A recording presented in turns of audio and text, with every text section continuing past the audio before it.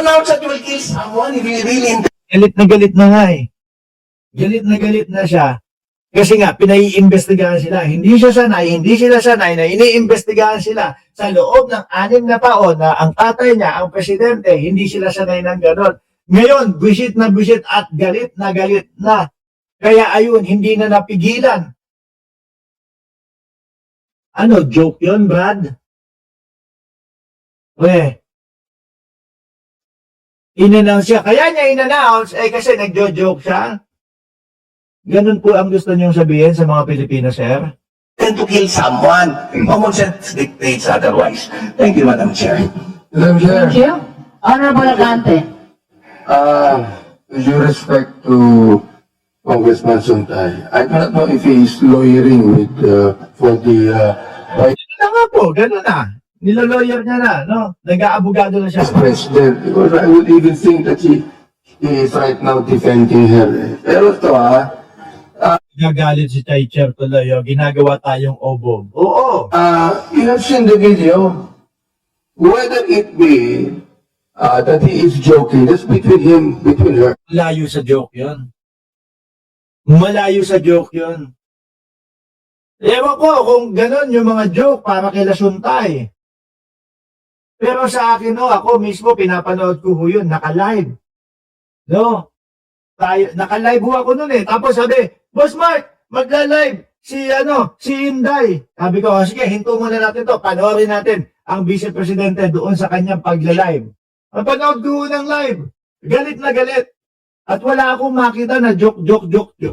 Wala akong makitang joke only na may ngisi o may tawa pagkatapos. Diba? Things this, that amounts to a credible threat against the President, the First Lady, and the Speaker. That is not political noise. Just like what he's saying about his wife. What he say about his wife is only political noise. No, but that is not political noise, Madam Chair. Naalala nyo, ayan, tama, si Roswin, buti pinaalala sa atin. 3 beses o 2 beses sinabi ng Vice Presidente pagkatapos nung sinabi na yon. Ano sabi ng Vice Presidente? Pag may nangyari sa akin, may inutusan na akong patayin si Bongbong Marcos, si Lisa Marcos, at si Martin Romualdez, no? No joke. No joke. No joke. No joke. With yung itsura ng kanyang pagmumuka na sobrang seryoso. That is a red flag for national stability and constitutional order. Why? Saka po, Vice Presidente yun, pangalawa sa pinakamataas na katungkulan sa ating bansa. The Vice President is not a private citizen. The wife of Congressman Suntay is a private citizen, but not the Vice President. The office of the Vice President carries access, influence, and security resources. That is why the standard for public trust is higher, not lower. Madam Chair, thank you very much. Yan. Madam Chair. Sa pool ni Abante. Totoo naman eh. Di ba? Lalo na yan, Vice Presidente. May pagbabanta sa buhay ng Presidente. Sa bahay nyo, kayo lang yun eh. Ito. Yung video ni Suntay, no? Doon kay Ann Curtis. May desire sa loob ko na Yan. Kasi kung saan mapupunta na hotel, baka awayin pa ng asawa to pag uwi eh. Katatanggol sa Vice Presidente, oh. And lastly, alam mo, minsan nasa Shangri-La ako, nakita ko si Ann Curtis, ang ganda-ganda pala niya. May desire sa loob ko na nag-init talaga. Na-imagine ko na lang kung anong pwedeng mangyari. Pero siyempre, hanggang imagination lang yun. Pero, Oo, sinabi mo pa siya, hanggang imagination lang yun talaga. Maniwala ka. hindi naman siguro ako pwedeng kasuhan dahil kung ano ang ina-imagine ko eh. Thank you very much, Madam. Yan din yung gusto niyang ikumpara doon sa imagination ni VP Sara doon sa putol ulo ni Pangulong Bongbong Marcos. Iba talaga mga DDS. No? Na sabi ni Ma'am Neng Gigi, nakakahiya, announce pa sa buong mundo na may last siya kay Ann Curtis.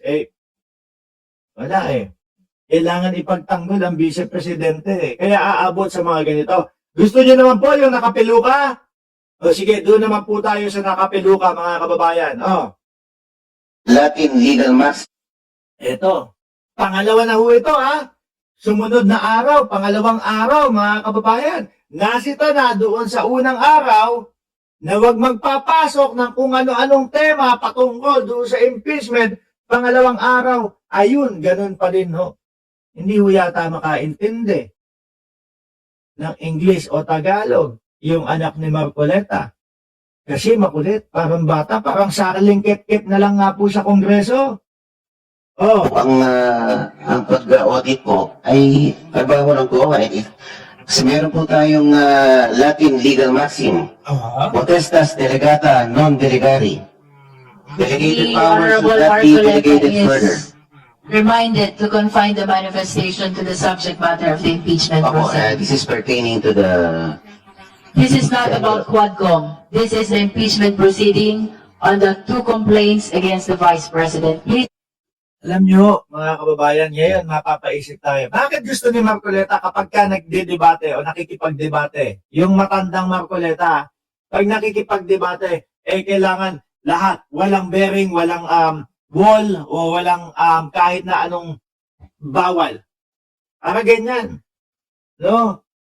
Para kapag ka wala silang mailagay o wala silang maisagot doon sa mismo mga pinag-uusapan, tatalon kung saan-saan. Magpapasok, mag-i-inject ng kung ano-ano. Wala naman doon sa pinag-uusapan. Yan o yun Ganyan yan Kagaya ng mga DDS dyan, di ba? Tina B? Yung mga DDS, eto, 35 minuto na ako nagsasalita dito. Pero ang i-message lang o i-comment lang ng mga DDS diyan sa atin sa comment section. Ay, bayaran ka. Ay, ano ka din, bangag ka din. Ay, binabayaran ni Bongo. Ganun lang ang comment. Pero doon sa mga pinag-uusapan natin, wala. Ganito po. Yung mga DDS. Kagaya itong si Marcoleta. Stick to the subject matter of this impeachment proceeding. But the envelope, yung opening the envelopes, hindi po ba may If you kinalaman? have concerns about the proceedings of Quadcom, perhaps you should address it in the other forums, but not in the impeachment proceedings.